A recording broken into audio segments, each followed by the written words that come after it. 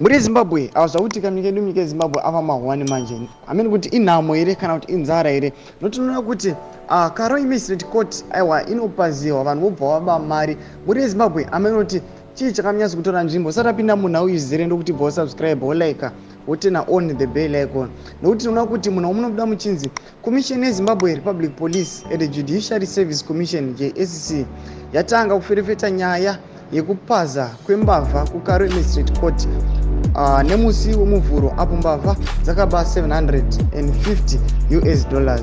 Mutauriri weJSC vaDaniel nemukuyo vatsinira kuti nyaya iyi iri kuferefetwa. Saka vane vatora masviko ekuti tinogona kutsinira kuti pakabiwa mudaro reKaro Magistrate Court musi wa1 Kubvumbi 2024. Zvakaonekwa musi wa2 Kubvumbi patiri kutaura bazi redu rekuchengetedzwa kwemukati menyika pamwe nemapurisa vari kuferefeta nyaya iyi.